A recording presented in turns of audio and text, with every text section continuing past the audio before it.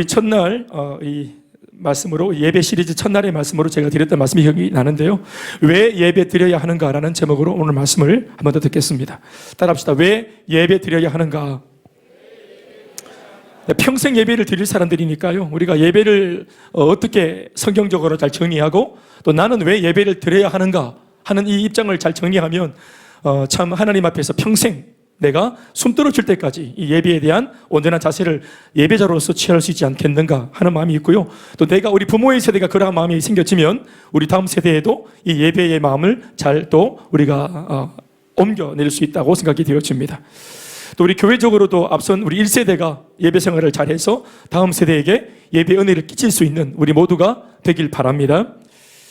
여러분, 저희 교회는 사실상 저 자신이 목회적으로 대외적으로 예배를 그렇게 제가 강조하는 편은 아닙니다. 그는 저 자신이 개인적으로 한 20대 10년 동안 제가 지금 두 날개에 몰두하는 이 몰입감 못지않게 제가 예배 훈련을 받은 저 자신의 영적인 프로필이 있습니다. 단체를 다 말할 수는 없지만 제가 특정한 단체에 들어가서 한 10년을 제가 거의 아주 몰입감 있게 집중해서 훈련을 받았습니다. 예배 훈련입니다. 그도 그럴 것은 88년 정도서부터 우리 한국교회 90년도 말까지 2000년에 가깝기까지 큰 그런 어떤 물줄기가 주류를 이루었는데 그것이 다른 것이 아니라 예배였습니다. 경배와 찬양의 운동이 많이 일어나서 예배의 갱신, 예배의 변화, 예배의 어떤 그런 개혁 이런 것들로 인해서 교회마다 굉장히 찬양이 살아나고 회복이 되는 은혜가 많이 있었어요. 우리가 어떻게 보면은 그 10년 정도 아우르는 하나님의 예배를 통한 한국교회에 부어주신 은혜를 오늘 지금 우리의 세대가 뒤늦게 한 몇십 년 후에 우리가 우려먹고 있는지 몰라요. 지금은 사실상 우리 옛날에 그 영광을 아시는 분들은 우리 한국교회, 저희 교회도 마찬가지고 그때의 그 열정이나 뜨거움이나 사모하는 마음에서 많이 떨어진 거 사실이에요. 사실은 주일 성수 그러면서 주일을 온전히 하나님 앞에 지켜보낸다라는 이런 의미가 있는데 주일 성수란 개념보다 또 꼭 집어서 어떻게 말했냐면 예배 성수 주일 이렇게 표현을 했습니다. 그러니까 주일이라 그래서 집에서 그냥 이렇게 TV 덜 보고 또 덜 즐기고 또 이렇게 하는 것이 아니라 모두가 다 예배당에 와서 그래서 그 바람에 예배를 위해서 교회에서 점심도 줬던 겁니다. 또 저녁 예배 때문에 저녁을 교회에서 줬던 겁니다. 교회에서 밥 주는 이유는 배고픈 사람 밥 주는 게 아니고 예배를 위해서 밥 먹고 힘내서 예배 드리자고 밥을 하고 국수를 하고 했던 것입니다. 근데 이것이 이제 지금은 이것이 왜곡이랄지 변질이랄지 이렇게 변하고 싶진 않지만 그런데 밥 자체가 목적이 되어진 입장도 있습니다. 사실은 밥 안 주면 화나고 불다고 나고 집에 가기 전에 밥이나 먹고 가자 이렇게 하고 밥 먹고 가는 사람도 계시고 그런 거 있습니다. 그래서 하여튼 이런 것들은 여러분들이 좀 정리가 되었으면 참 좋겠습니다. 이 모든 것은 예배를 위함인 것입니다. 아멘입니까? 주일 성수의 온전한 고백은 다른 것이 아니라 바로 예배 주일 성수입니다. 아멘이십니까? 그래서 오전 예배, 오후 예배가 따로 없고 그 계속 주일날 온종일 내가 평일날 돈 벌기 위해서 일하는 직장에서 몰두한 것처럼 심지어 잔업도 하고 또 우리가 뒤에 또 수당을 바라보고 일을 곱빼기로 하는 것처럼 주일날은 영적으로 이게 돈이 되는 건 아니지만 영적으로 나의 유익을 위해서 내가 이 예배 저 예배 가리지 않고 예배에 몰두하고 말씀에 몰두하는 또 그런 은혜가 있었지요. 우리 교회에 특별히 참 요즘에 한국교회에 좀 잘 볼 수 없게 되어진 이 예배에 대한 어떤 뜨거운 몰입감과 사모하는 마음이 충만한 그런 우리 교회 여러분 성도들인 여러분들 꼭 될 수 있길 바라고 이것이 제 개인적인 기도 제목이기도 한데 이 코로나 시국에 한 번쯤 비대면 예배를 드리다가 한 번 다시 대면 예배로 돌아섰을 때 이것에 대한 몰입감이 충만해지길 주의 이름으로 축원합니다. 구약 성경을 연구하는 학자들의 견해에 따르면 구약 성경 배경에서 하나님이 이스라엘 백성을 부르시는 이름으로 크게 두 가지가 쓰이고 있는데 하나는 카할이라고 하는 이름이 있고 또 하나는 에다라는 이름이 있습니다.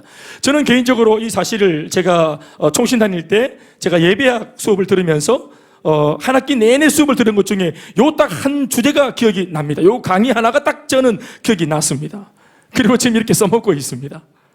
다른 내용들도 어딘가 있겠지요. 끄집어내면 이 두 단어 카할, 에다 이 두 단어가 다 이스라엘 백성 공동체를 일컫는 말이지만 구체적으로 쉽게 설명을 드리면 카할이라는 이름은 구원받은 백성들의 모임이라는 뜻입니다. 따라합시다. 카할. 다 같이 카할. 구원받은 백성들의 모임. 이스라엘 백성들이 하나님을 믿고 믿음을 전제로 구원받았다는 것을 전제로 모여 있는 겁니다. 아멘이십니까? 그래서 카할이라고 부른 겁니다. 구원을 이미 받은, 믿음을 통해서 이미 구원을 받은 것이 확정되어진 구원받은 백성들의 공동체 모임. 이것은 상당히 어떤 면에서는 구원을 받았다라는 의미에서 수동적인 의미가 있습니다. 이 모임에 들어온 사람들은 하나님의 전적인 능력과 은혜로 부름을 받은 것이기 때문에 수동적으로, 사람 입장에서는 수동적으로 그 모임에 들어온 겁니다. 카할. 그런가 하면 에다라는 이름은 제사, 즉 예배를 드리기 위한 모임입니다. 그러니까 구원받아서 이미 모여 있는 사람들이 구원받아서 멍청하게 있는 것이 아니라 이 구원받은 사람들이 모여서 구원받은 이후의 애프터가 뭐냐? 사실 구원받고 난 뒤에 그들이 다 천국 간 게 아니잖아요. 남아있는 삶이 있잖아요.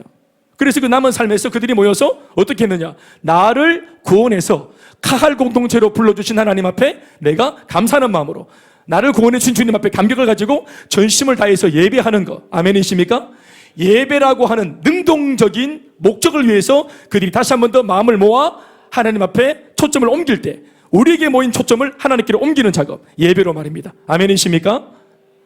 그러니까 카할은 수동적으로 부름받아 나왔고, 모여 있어서 구원받은 우리가 감사하는 마음으로 하나님 앞에 감사의 제목을 가지고 예배를 드리는 것. 에다 공동체. 할렐루야. 오늘 제가 강조하고 싶은 것은 구원받았다라고 하는 측면에 카할이라고 하는 이름 아니고, 바로 이 카할에서 머물지 말고 더 나아가 구원받았다는 감사를 직접 평생에 표현할 수 있는, 적극적으로 영과 진리로 예배할 수 있는, 아멘이십니까? 그런 에다 공동체로 나아갈 수 있는 그런 은혜가 있도록 오늘 말씀으로 도전하고자 하는 것입니다.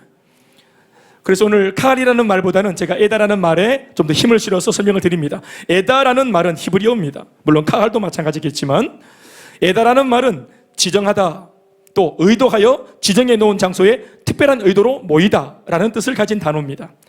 카할 공동체로 구원받은 백성으로 부르실 때 이미 처음부터 하나님은 의도한 바가 있어서 이들을 불러내시고 또 구원하시고 또 이들을 따로 불러 모아 놓으신 것입니다. 바로 구원의 의도, 즉 나를 구원하시고 이스라엘 백성들, 오늘 예수 믿는 우리 모두를 구원하신 이유와 목적이 바로 에다라고 하는 이 이름 속에 담겨 있는데, 그 의도는 다른 것이 아니라 바로 앞에서 말씀드린 것처럼 제사입니다. 지금으로 말하면 예배입니다. 우리를 구원하신 목적이 뭡니까? 대답하십시오. 예배하게 하기 위해서. 하나님이 나를 구원하시고 생명 주신 이유가 뭡니까? 지독한 사망의 그림자에서 우리를 건져내신 이유가 뭡니까? 구원받은 우리가 하나님 앞에 마땅히 드려야 될 예배를 회복하는 것, 예배를 드리도록 되는 것. 아멘이십니까? 쉽게 말하면 구원을 주시는 카할의 은혜로 이스라엘을 따로 불러 모으신 이유가 에다 공동체로 세우기 위함이다라고 표현할 수 있는 겁니다. 지금까지 설명으로 미뤄 볼 때 구원받은 공동체, 카할 공동체는 하나님의 은혜로 부름받은 공동체, 즉 구원받은 공동체이므로 이 자체만으로도 이미 사실은 대단히 놀랍고 위대한 축복을 받은 공동체임이 분명합니다. 사실상 성도의 구원이라고 하는 이 주제, 신구약 성경 전체를 관통하는 너무나도 중요한 영적인 주제라는 주장에 있어서 다른 이견이 있을 수 없습니다. 그러나 신구약 성경을 좀 더 깊이, 그러니까 하나님의 시선에서 이 말씀들을 묵상해 본 사람이라면 이렇게 구원시켜 놓은 성도들을 향해서 하나님이 정작 우리들에게 가지고 계시는 그 어떤 뚜렷한 목적 한 가지가 성경 전체를 관통하고 있다는 사실도 알게 되는데, 그것이 바로 구원받은 백성들을 통해서 하나님이 예배를 받으시는 것입니다. 결론적으로 우리 예수 믿는 사람들은 카할의 특권과 에다의 책임을 함께 부여받은 하나님의 백성입니다. 구원받은 특권, 아멘이십니까? 그리고 더 나아가서 예배하는 책임, 아멘이십니까? 구원받은 특권, 예배하는 책임. 어떤 면에서는 예배가 우리한테 부담이 아니기 때문에, 기쁨이기 때문에 예배도 기쁨이라고 말한다면 예배도 특권입니다. 아무나 하나님을 예배할 수 없기 때문입니다. 오늘 저와 여러분들이 하나님 앞에 예배를 드려야 한다는 말을 할 때 단순히 목회자인 저 자신의 개인적인 철학이나 열정으로 이런 주장을 한다면 별로 설득력도 없고 가마력도 없다는 것을 알고 있습니다. 목사니까 당연히 예배를 강조하겠지 하는 반감만 사게 될 것이기 때문에 신통력이 없죠. 그래서 목회자 개인이 외치는 주장 말고, 저 자신 김대원 목사의 주장 말고, 하나님께서 오늘 말씀 성경을 통해서 저와 여러분, 우리들 모두에게 요청하시는 음성을 듣게 하는 것이 가장 좋겠다는 생각에 이르게 된 것입니다. 그래서 먼저는 예배라고 하는 주제를 놓고 가장 기초적인 신학적 진술을 서두에서 언급한 것입니다. 구원이라고 하는 주제 안에 이미 예배에 대한 하나님의 요청이 처음부터 들어있었다는 사실을 밝히는 것은 이런 의미에서 중요합니다. 저나 여러분들이나 죄 많은 우리 인간들 입장에서, 우리들의 입장에서는 구원받는 것이 굉장히 중요하죠. 구원받고 회복되는 것, 죄 용서받는 것, 모든 죄와 사망의 그늘에서 벗어나는 것, 인생이 역전하고 뒤집어지는 것, 우리한테는 너무너무 중요합니다. 안 그렇습니까, 여러분? 그러나 우리 죄 많은 인생들이 하나님을 믿고 이 눈물과 아픔과 시련과 문제의 골짜기에서 완전히 벗어나서 구원받는 것이 중요한 것 이상으로 나를 구원해 주신 그 하나님 앞에 예배 드리는 것 또한 중요한 것이 되어야 한다는 이 주장에 저나 여러분들이 만약 동의할 수 있다면 오늘 말씀은 성공한 말씀입니다. 심지어는 여기에서 한 걸음 더 나아가 이제까지 내가 받은 구원에만 감사하거나 안심하고 있었던 반면, 예수 믿게 해주셔서 감사합니다 하고 그냥 이렇게 감사만 하고 앉아있는 그런 모습의 반면, 내가 하나님 앞에서 마땅히 했었어야 할 예배에 대해서는 별로 나는 관심이 없었다 하는 사람들이 있다면 오늘 이 시간을 통해서 내면 깊이 회개할 수 있도록, 그래서 예배에 대한 새로운 초점이 만들어질 수 있도록 말씀 속에 은혜 받을 수 있길 바랍니다. 그러나 만일 이도 저도 아니고 오늘 또다시 이 말씀을 공허한 메아리로 또 그렇게 한쪽 귀로 듣고 흘려버린다면 목회자로서 참 유감이 않을 수 없고 이것 이상 이 말씀으로 권면하는 것 이상 할 게 없습니다. 여러분, 예배는 참 중요합니다. 우리들에게도 중요하고 우리 예배를 받으시는 하나님께도 이 예배는 굉장히 중요합니다. 그 이유 중 가장 중요한 이유는 바로 예배는 하나님께서 오늘 우리 자신들을 창조하신 이유이며 우리를 창조하신 목적이기 때문에 그렇습니다. 우리라고 말하니까 안 와닿죠. 내 자신, 김대원이가 하나님 앞에 창조된 목적, 더 나아가 창조 위에 타락한 저 자신이 다시 예수 믿고 회복되어지고 구원받은 이유, 제가 오늘 이렇게 나도 존재하는 이유와 목적, 하나님이 내 모든 신상을 돌보아 주시고 사면으로 에워싸서 이끌어 주시는 모든 것의 목적은 바로 내가 하나님 앞에 예배하게 하시기 위함인 것입니다. 그래서 예배가 중요한 것입니다. 이사야 43장 21절 말씀을 읽어보면 이 부분에 대한 속 시원한 대답을 말씀을 통해 얻을 수 있습니다. 읽어보시겠습니까? 시작. 이 백성은 내가 나를 위하여 지었나니 나를 찬송하게 하려 함이라. 풀면 이렇습니다. 이 백성들은 내가 나를 위하여 창조했나니 나를 찬송, 그러니까 예배하게 하려 함이라. 나를 예배하게 하고 나를 찬양하게 하려고 내가 지었고 창조했다. 찬양의 목적 아닙니다. 창조의 목적은 예배다. 지음의 목적은 예배다 한 것입니다. 이사야 43장 21절의 이 한 구절의 말씀은 우리 인생을 창조하신 창조주의 창조 의도와 창조 목적을 단순하면서도 과감하게 표현해 놓은 그런 귀한 말씀이 아닐 수 없어요. 짧으면서도 간결하면서도 힘있게 아주 군더더기 없이 쉽게 말해 놓았어요. 창조의 목적이 뭔지 아나? 지은 목적이 뭔지 아나? 지금 존재하는 목적이 뭔지 아나? 어제까지 숨 안 떨어지고 지금도 호흡하고 이렇게 살아있는 존재가 뭔지 아나? 예배하기 위해서다. 말을 바꾸면 하나님이 나를 통해 예배 받으실 의향이 있고 이렇게 부족한 나지만 하나님이 나를 예배자로 세워서 내가 드리는 예배에 대해서 하나님이 관심이 있다는 사실입니다. 그래서 나한테 관심이 있으신 거예요. 사랑하는 여러분 아시죠? 모든 창작 작품, 모든 작품에는 그 작품을 창작한 최초의 작가의 철학과 의도가 담겨 있는 법입니다. 글이든 또 아니면 그것이 문학이든 어떤 다른 이야기든 우리 인간을 창조하신 작가가 하나님이시기 때문에 하나의 작품으로 존재하는 우리 인간들은, 저나 여러분들은 나를 창작하신 작가이신 하나님으로부터 그 철학과 만든 의도를 듣는 것이 중요합니다. 그런데 오늘 이 한 구절의 말씀이 우리 인생의 궁극적인 이 질문에 대하여 속 시원한 대답을 내놓은 것입니다. 이 백성은 내가 나를 위하여 지었나니 나를 예배하게 하려 함이라. 아멘이십니까? 내가 대언이를 창조한 이유는 대언이를 통해서 대언이가 나한테 올리는 예배를 받기 위함이야. 여러분 자신들의 이름을 넣어보세요. 이 백성은, 대언이는, 또 우리 지원이는, 또 채은이는 자기 이름을 한번 넣어보세요. 이 말씀에 시작. 다 같이 자기 이름을 넣어서 시작. 대언이는 내가 나를 위하여 지었나니 나를 찬송하게 하려 함이니라. 아멘이십니까? 첫사람 누굽니까, 여러분? 첫사람 누구예요? 예, 아담과 하와. 아담과 하와는 첫 부부잖아요. 인류 최초의 부부입니다. 이 인류 최초의 부부가 창조된 목적이 뭐냐? 그것도 바로 예배 때문에 그들이 창조되었습니다. 그 당시 그들이 드렸던 예배는 어떤 면에서는 최초 예배가 되겠죠. 지금처럼 오늘 우리가 아는 이런 형태의 예배가 아니었고, 아담과 하와가 드렸던 예배는 하나님이 주신 동산에서 하나님의 말씀에 순종하며 하나님의 세계를 누리고 사는 것, 하나님의 창조한 동산에서 뛰어놀고 사과 따먹고 모루 따먹고 포도 따먹고 나 잡아봐라 하면서 뛰어다니고 하나님의 지으신 모든 것들을 누리고 사는 것. 오빠 너무너무 좋아요 하하하 하면서 이렇게 온 천지를 쫓아다니는, 뻘거보고 쫓아다니는, 그리고 그것을 주신 하나님과 교제하는 것, 그것이 곧 예배가 된 것입니다. 지금처럼 막 종치고 전능하사 천지를 창조하신 하나님을 믹상하며 오른손 들고 우리는 일 안 합니다. 감동을 자아내기 위해서 막 이렇게 막 연주를 하고 밴드가 막 난리 브루스를 치고 막 풍금을 켜고 이렇게 안 합니다. 따로 분위기를 안 만들어도, 무슨 순서를 안 짜도, 그냥 나를 창조하신 주님의 눈동자 앞에서 내가 기뻐 뛰어노는, 천진난만하게 뛰어노는, 아멘이십니까? 부끄러울 것도 없고 숨길 것도 없고 창피할 것도 없고 있는 모습 그대로, 하나님이 나를 창조하신 모습 그대로 주님의 눈동자 앞에서 주님을 기뻐하며 주님의 동산에서 뛰어놀고 놀고 교제하는 것, 그것이 곧 예배였습니다. 그게 왜 예배냐고요? 하나님이 그 모습을 보시면서 기뻐하셨으니까요. 행복해 하셨으니까요.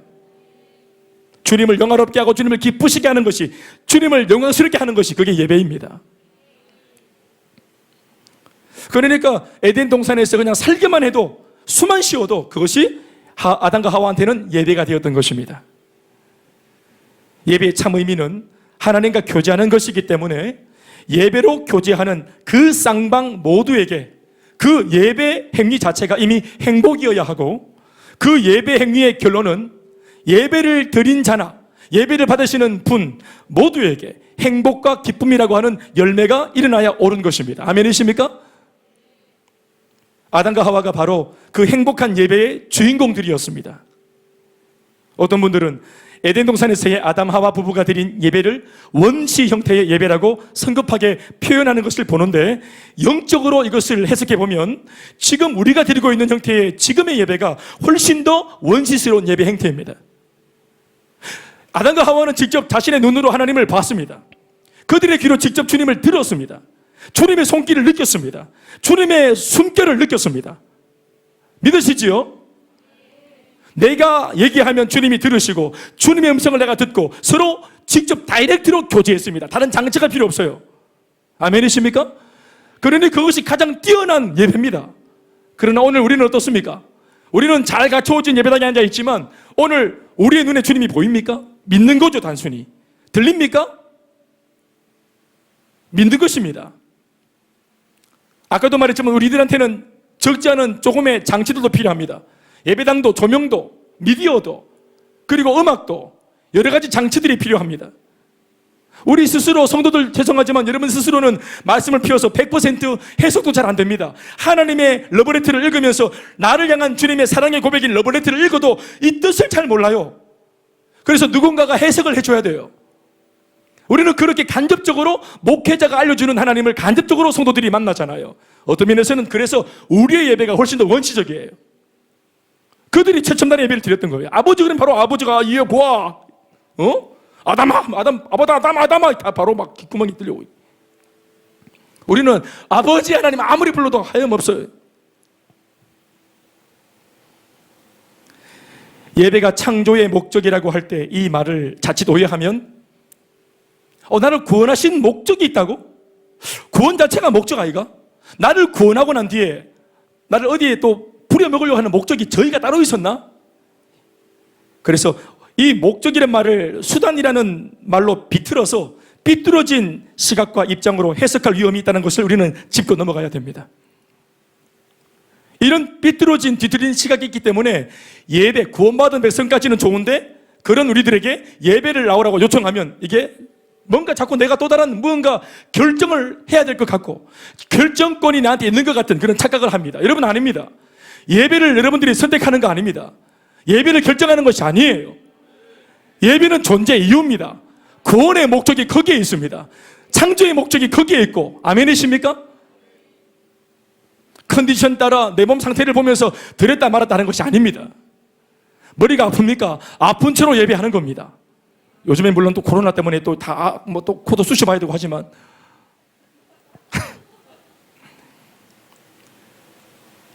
내가 존재하는 이유와 목적이 또 나를 구원하신 목적이 하나님을 예배하기 위함이라고 하는 단순한 논리로 접근할 때, 나란 존재는 하나님을 예배하는 단순한 수단이고 부속품에 불과한 것 아닌가 하는 오해, 얼마든지 할 수 있습니다.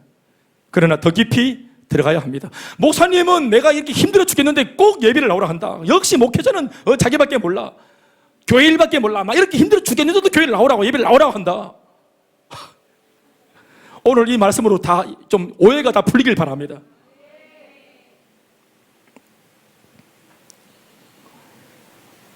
예배자가 만일 그 예배 드리는 예배자의 영적인 위치에 제대로 된 이해를 가지고 오늘 이 말씀을 잘 이해해서 그렇게 예배자의 자리에 서 있을 수 있다면, 그렇게 예배할 수 있다면 나 자신이 하나님 앞에 올려드리는 그 예배드림의 부피와는 비교도 안 되는 큰 축복과 평강이 오히려 위로부터 그 예배자 자신에게 부어진다는 사실을 경험하게 될 것입니다. 내가 드린 것보다 훨씬 더 많은 것을 하나님이 주시기 위해서 예배로 부르시는 겁니다. 뭘 달라 하나님께 바치는 것이 예배가 아니고 하나님으로부터 받는 것이 예배입니다, 사실은. 그러나 우리의 초점이 무언가 하나님께 내놓으라 하는 것에 우리의 눈이 초점이 막 쳐지면은 마음이 굳어지고 인색해지고, 예배를 통해서 내가 받아가는 이 놀라운 은혜와 축복과 마음의 평강, 돈을 억만금을 주고도 살 수 없는 마음의 평강, 아멘이십니까? 아멘 좀 크게 하이소. 이게 뭐 코로나 때문에 확 어떻게 좀 분위기가 전환됐네. 많이 타락하셨네. 내가 드린 것보다 훨씬 더 큰 것을 하나님이 주십니다. 월화수목 금토를 능히 살아가고 남을 만한 힘을 이 주일 한날에 주십니다. 우리 예배를 통해 받은 힘으로 그날 살아가는 거 아니겠습니까? 그래서 주일이 맨 앞에 있는 겁니다. 달력을 보세요. 이게 영성이 있는 달력은 주일이 맨 앞에 있다고. 이 세속적인 달력은 주일이 제일 뒤에 있어. 뭐 하는 말입니까? 월화수목 금토 새가 빠지게 일하고 주일은 쉬자, 이런 뜻이겠죠. 아닙니다. 주일을 예배하고 주신 힘으로 월화수목 감당하는 거예요. 한 주의 첫날입니다, 여러분, 이 날이.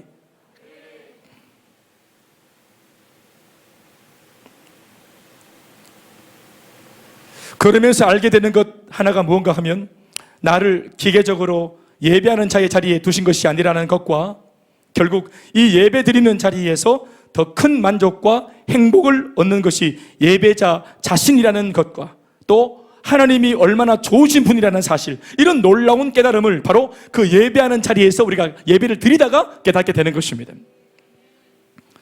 그래서 이런 놀라운 영적인 깨달음이 일어나고 또 실제적으로도 힘을 얻고 공급을 받는 예수 믿는 사람들은 다 예배를 통해서 사는 거 아니겠습니까? 이것을 알고 있기 때문에 유일한 공급처인 예배에 오는 것을 마귀가 그렇게 싫어하는 겁니다. 사탄이 만약 우리 예배의 통로를 막았다, 예배에 나가는 그 마음을 마귀가 꺾었다, 그 다음부터 이 사람으로부터 마귀가 얻어낼 수 있는 것은 전부입니다. 전부를 가져가는 겁니다. 마귀 이거 시기합니다. 좋아하지 않습니다. 예배를 통해 예수 믿는 사람들이 회복되는 거 좋아하지 않습니다. 부부끼리도 두고 보자 했던 이 못된 마음이 예배를 드리다가 말씀을 듣고 성령의 감동으로 뒤집어지는 거, 변화받는 거, 그래서 예배 드리고 나가다가 화해하는 거 마귀 원하지 않습니다.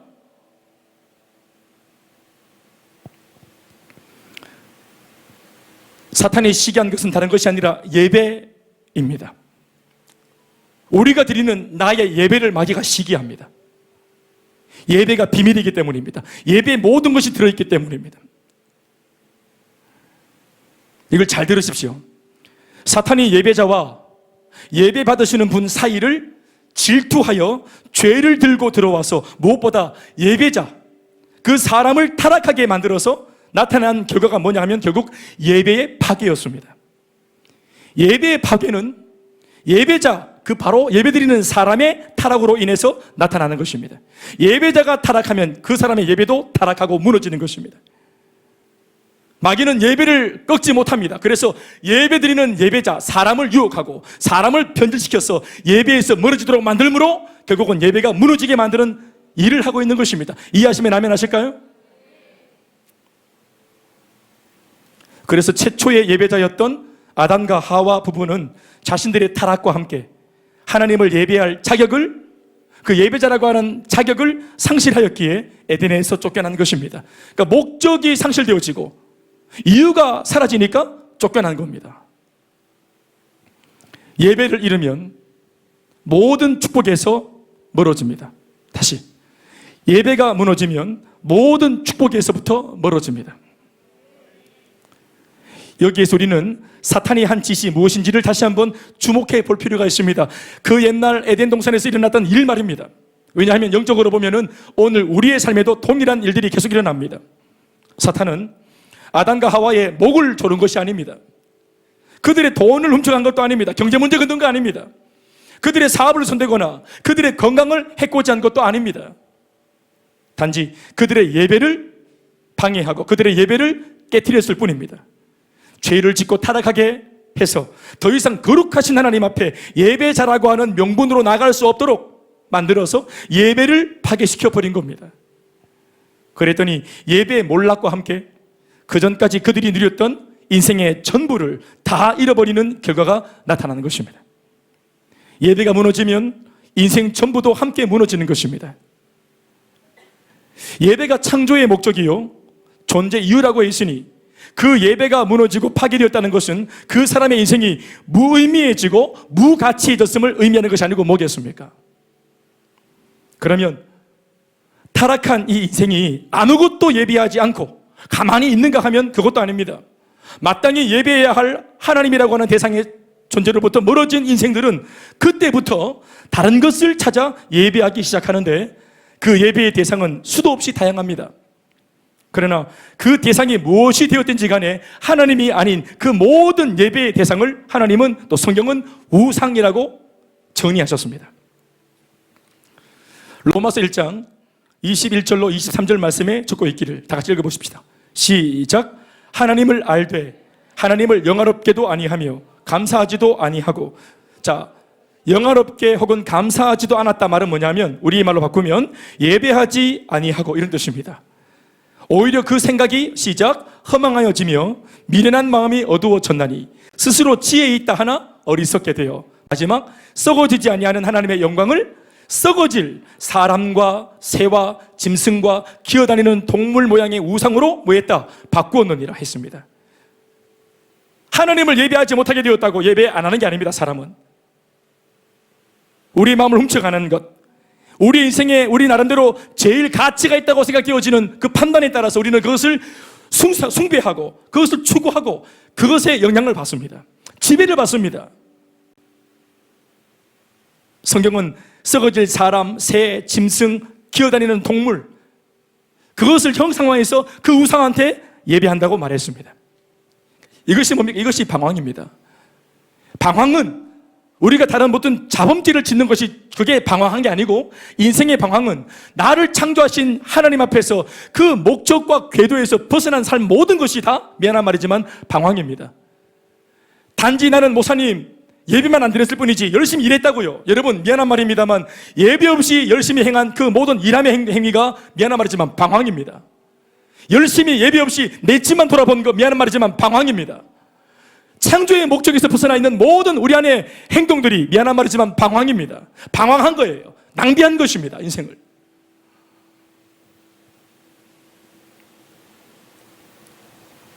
무엇보다 방황이라는 말을 거친 표현을 안 써도 하나님을 향한 궁극적인 목적에서 벗어난 우리의 모든 열심은 허무하기 짝이 없습니다.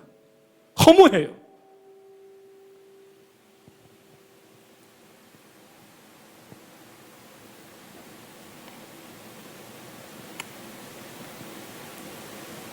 여러분 그거 한 번씩 나 혼자 산다라는 그런 TV 보세요? 나 혼자 산다를 보면은 하루 종일 24시간 정도 관찰 그 예능으로 이렇게 보여주는데 하루를 어떻게 보냅니까? 누군가에게는 소중한 그 24시간을 그 연예인 그 분들이 그 하루를 어떻게 보냅니까? 하루를 말하지 않겠습니다. 저는 그 예능을 보면서 제가 이제 전지적 시청자 입장에서 보게 되니까 하루를 편집을 물론 했겠지만 하루를 저렇게 보낸단 말인가?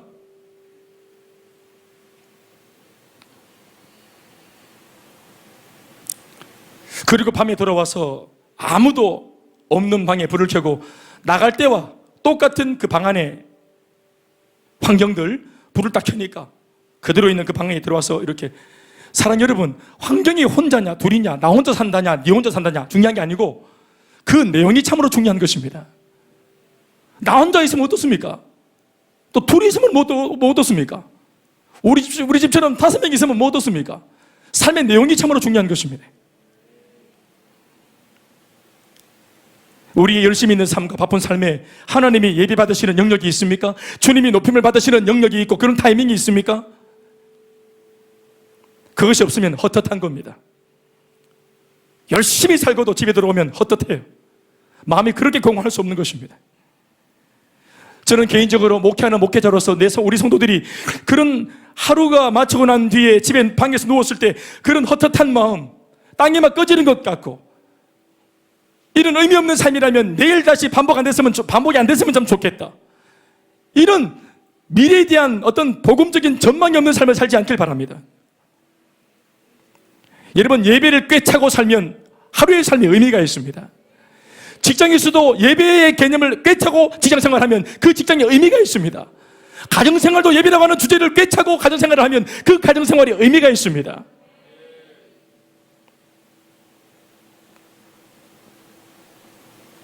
예수 믿고 우리에게 회복된 수많은 것 중에서 가장 큰 것이 바로 예배자라고 하는 이 영적 신분의 회복입니다. 예수 믿고 회복된 게 많잖아요. 죄 용서받았죠? 구원받았죠? 심판에서 해방되었죠? 다 중요하죠. 그러나 여러분, 저는 오늘 자신 있게 말할 수 있습니다. 이 모든 것 위에 더 큰 가치는 예배라고 하는 겁니다. 예수 믿고 회복되어진 것 중에 많은 것이 있지만 예배자로 다시 회복되어진 것입니다. 거룩한 창조주 앞에 감히 우리가 예수의 이름으로 나와 예배할 수 있게 되어진 것, 예수님의 피 뿌린 그 핏길을 지르밟고 들어가서 성소와 지성소 안에 들어가서 하나님을 아련하고 바라볼 수 있다는 것, 그 아버지를 아버지라고 부를 수 있게 되고 예배할 수 있다는 특권을 가졌다는 것, 그리고 그 주님의 눈동자 앞에서 우리 삶에 고단한 모든 것들을 번제물로 또 소제로, 화목제물로, 속건제물로, 또 속죄제물로 내어놓고 예배를 통해서 주님을 회복하여 다시 만날 수 있는 특권이 주어졌다는 것. 잘못 살면 어떻습니까? 예배를 드리면 회복될 수 있습니다. 죄책감이 누르고 있습니까? 예배하면 자유가 임하는 것입니다. 어떤 사람한테 기대가 무너졌습니까? 실망했습니까? 소망이 없습니까? 예배하면 회복될 수 있습니다.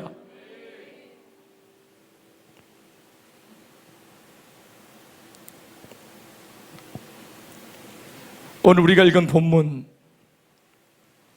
요한복음 4장 23절 말씀을 함께 읽어보시겠습니다. 시작. 아버지께 참되게 예배하는 자들은 영과 진리로 예배할 때가 오나니 곧 이때라. 아버지께서는 자기에게 이렇게 예배하는 자들을 찾으시느니라. 한 번 더 시작.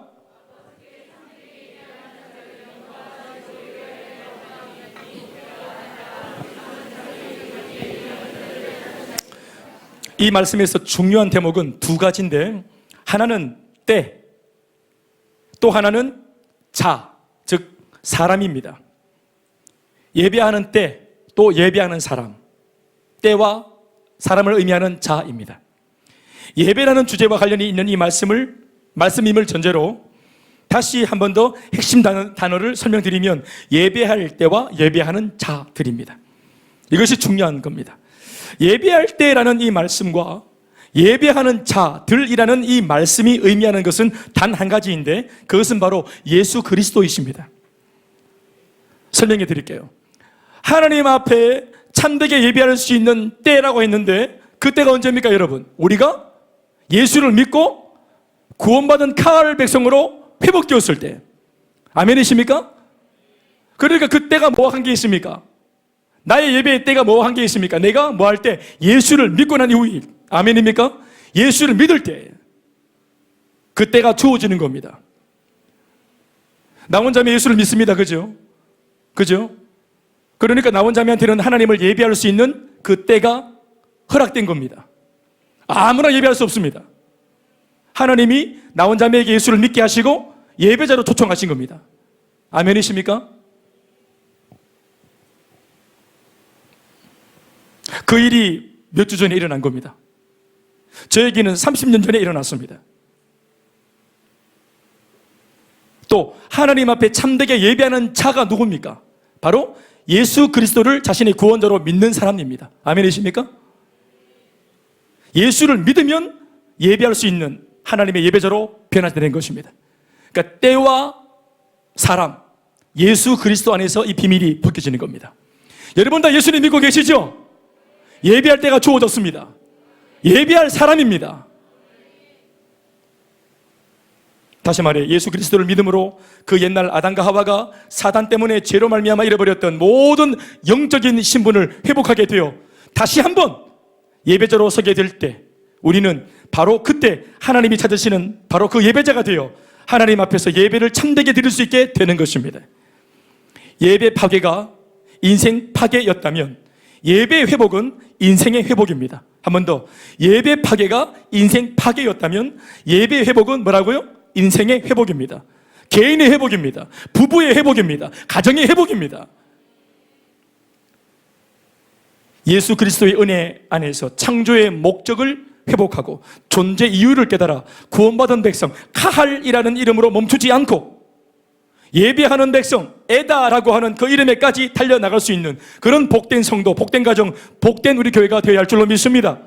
그럴 수 있기를 주 이름으로 축원합니다. 말씀 뵙겠습니다. 마지막으로 오늘 본문 23절의 말씀을 한 번 더 읽어보시겠습니다. 아버지께 시작.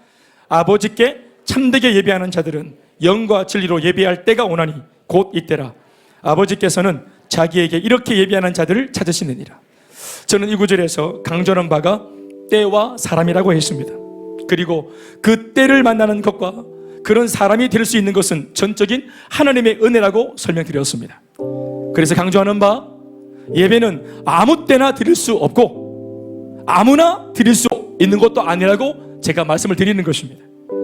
하나님께서 우리를 찾으실 때 하나님께서 우리를 그런 사람이 되게 하시는 은혜가 임하는 순간에 우리는 비로소 하나님 앞에서 소위 허락된 예배를 드릴 수 있는 것입니다.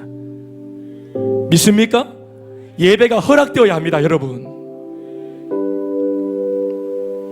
그러니 우리에게 그 시간과 그 사람으로 설 수 있는 허락이 영원할 것처럼 거드름을 피워서는 안 됩니다. 이것이 핵심인 거예요.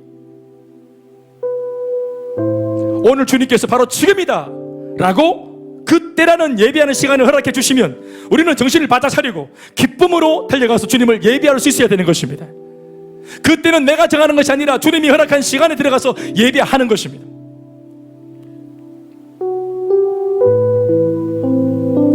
오늘 주님께서 바로 너다 라고 그 사람으로 우리를 예배자로 지목해 주실 때 우리는 정신을 바짝 차리고 힘을 다하여서 하나님 앞에 예배자로 서 있어야 하는 것입니다. 아멘이십니까?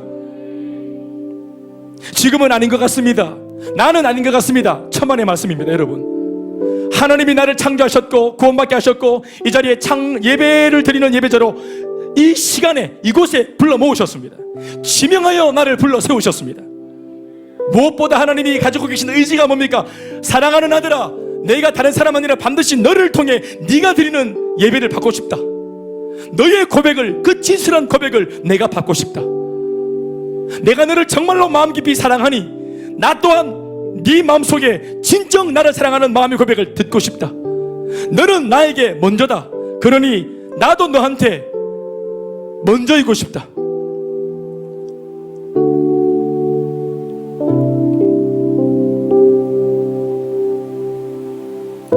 시편 100편 1절로 5절의 말씀을 마지막 읽으면서 정리하겠습니다. 한 목소리로 시작.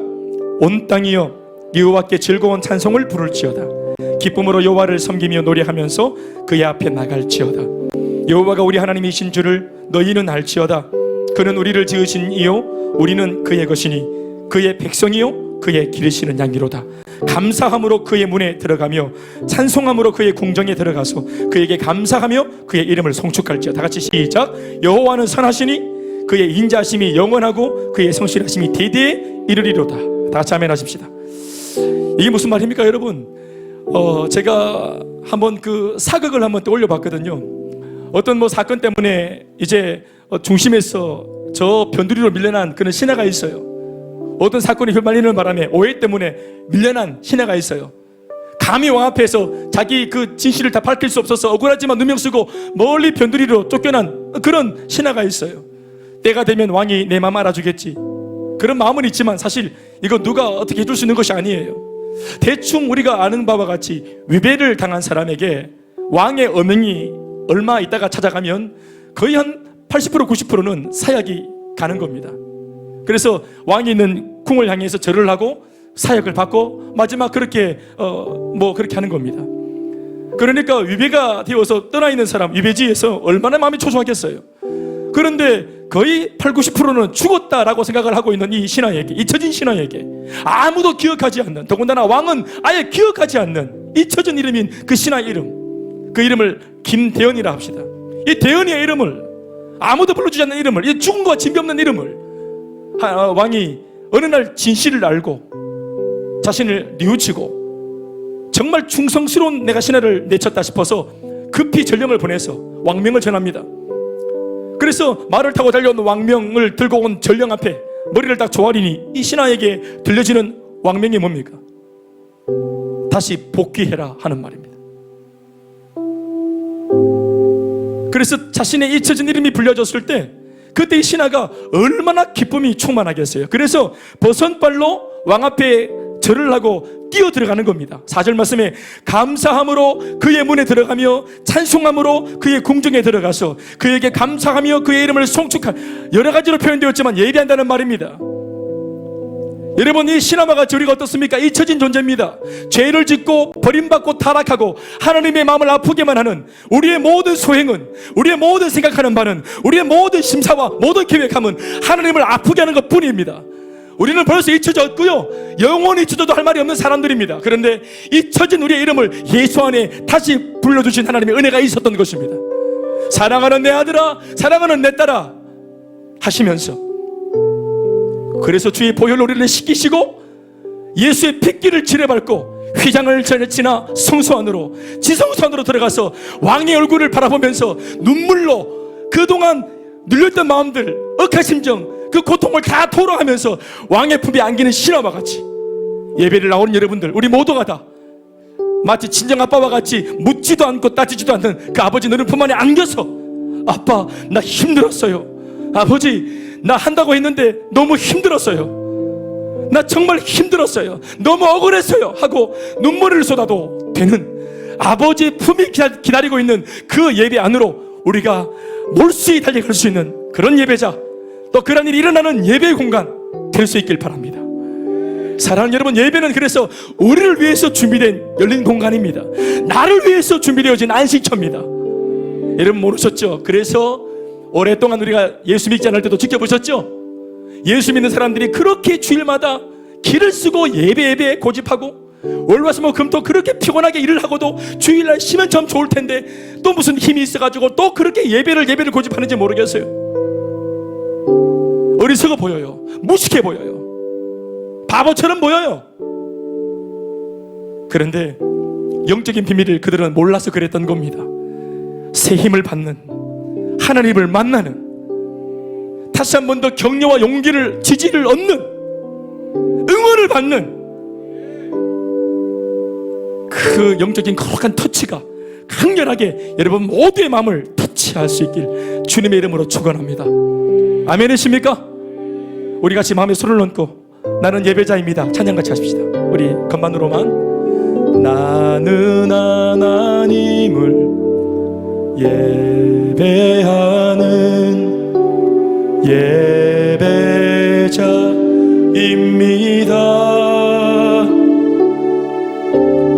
내가 서 있는 곳 어디서나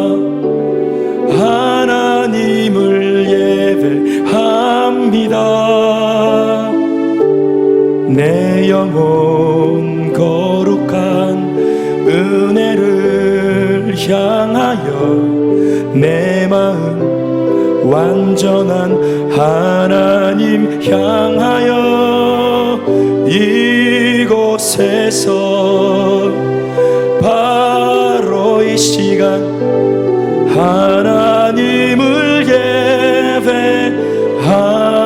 예배합니다. 우리 한 번 더 할게요. 나는 하나님을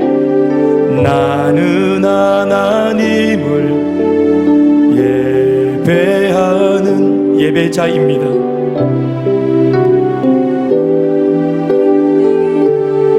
한 손은 가슴에 한 손은 높이 들고 내가 서 있는 곳 어디서나 하나님을 예배합니다. 내 영혼 거룩한 은혜를 내 마음도 내 마음 완전한 하나님 향하여 이곳에서 바로 이 시간 하나님을 예배합니다. 손 한 번 더 높여들고 들으겠습니다. 나는 하나님을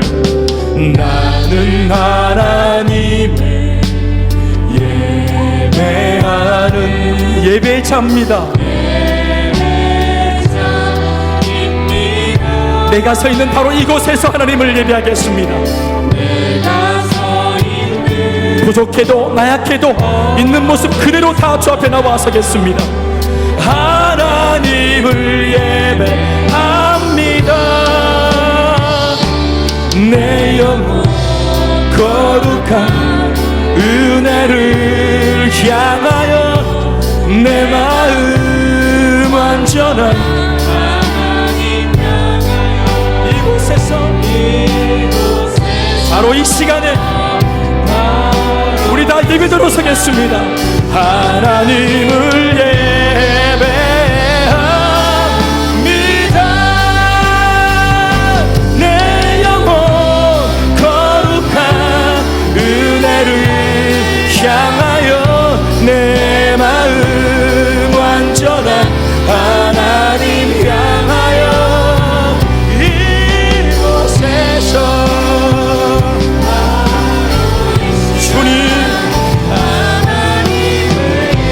다시 한번 선포하시면서 내 영혼 내 마음을 드려 예배하겠습니다. 주님 내 영혼 거룩한 은혜를 향하여 내 마음 하나님 향하여 이곳에서 주님 우리 같이 전심으로 기도하시겠습니다. 예배를 드리지 못했던 내 약한 마음들 예배 가운데 있지만 전심으로 드리지 못했던 거짓된 마음들 용서해 주시고 아버지여 영과 진리로 충만한 예배 정직한 예배자가 될 수 있도록 내 존재의 목적 구원받은 목적이 여기 있다고 말씀하였사오니 이 목적에 부합하게 살아갈 수 있도록 내 인생의 복을 다하여 주시옵소서. 마음을 붙잡고 이때에 이러한 사람이 되어서 정직하게 예배하고 살아갈 수 있도록 내 예배의 삶이 달라질 수 있도록 기름 부어 주시옵소서. 기도하시겠습니다. 내 영혼 거룩한 은혜를 향하여 내 마음 완전한 하나님 향하여 이곳에서 바로 이 시간 하나님만 예배하는 주여 아버지 오 주님 정직한 예배 아버지 충만한 예배 아버지 앞에 양심을 걸고 여있는 예배 드릴 수 있도록 방관자가 되지 말고 주접꾼이 되지 말고 멀리 물러나지 말고 적극적으로 잡배에 힘을 다하여 사랑의 마음을 담아 힘있게 예배할 수 있도록 기름을 부어주시고 우리 맘의 고백 삶의 전부를 받아주시며 우리 가치를 받아 주시옵소서. 살아계신 아버지, 우리 예배를 받아주시니 감사합니다. 있는 모습 그대로 올리오니 우리의 삶을 받아주시고 우리의 모든 삶의 문제를 받아주시고 우리의 중심을 받아주시고 흠양하여 주시옵소서. 아버지, 부족한 예배 그대로 드리오니 아버지, 아무도 새 힘을 주심으로 회복되어져서 다음 주일 새로운 예배로, 더 건강한 예배로 주 앞에 설 수 있도록 인도하여 주시옵소서. 날마다 일신 우일신 더 새로워져서 주 앞에 날마다 예배가 달라지는 우리의 삶이 되게 하여 주시옵소서. 주일날 공예배와 삶의 예배가 연결되어져서 전 세계가 다 예배가 될 수 있도록 우리 아버지여 역사하여 주시옵소서. 아버지, 창조의 목적, 내가 지원받은 목적, 구원받은 목적, 예수 믿는 목적, 이 교회에 부름받은 목적이 예배라고 말씀하신 것 감사합니다. 전도의 목적도 선교의 목적도 예배제를 세우기 위함인 줄 믿사오니 아버지여, 예배의 삶을 쇼부를 보고 승부를 볼 수 있는 우리의 전생에 될 수 있도록 역사하여 주시옵소서. 예수님의 이름으로 기도드리옵나이다. 아멘. 모든 영광 하나님